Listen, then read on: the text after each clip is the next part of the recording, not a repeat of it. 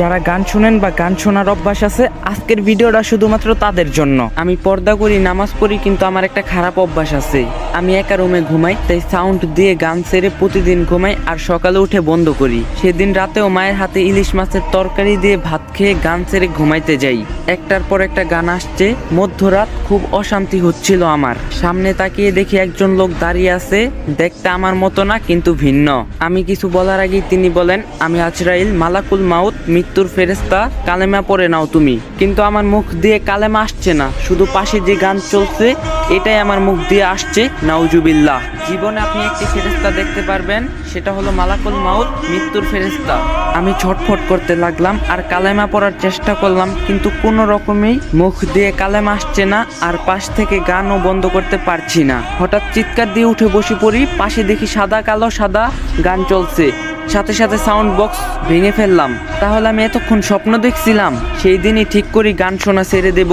রাসূলুল্লাহ সাল্লাল্লাহু আলাইহি সাল্লাম সাবধান বাণী জানিয়ে গেছেন, অবশ্যই আমার পরে এমন কিছু লোক আসবে যারা বাদ্যযন্ত্র ও গান বাজনাকে হালাল মনে করবে।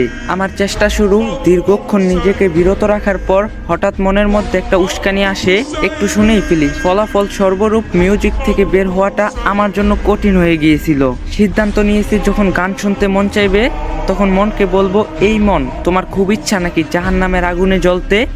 জাহান্নামের আগুন সহ্য করতে পারবে? কানকে বলবো, যখন কানে গরম সীসা ঢেলে দেওয়া হবে তখন কি তুমি সহ্য করতে পারবে?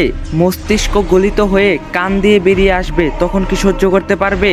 যখন গান শুনতে মন চাইতো, আস্তে করে ইউটিউবে ঢুকে একটা সূরা ছেড়ে দিয়ে মন দিয়ে শোনা শুরু করি। মোনাজাতে চাইতাম, ইয়া রব, আমাকে গান বাজনা শোনার নেশাটা কাটিয়ে দাও, আমাকে হেদায়েত দান করো।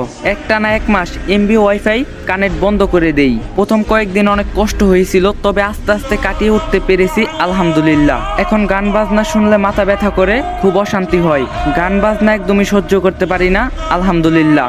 আমি পেরেছি, আপনি কেন পারবেন না?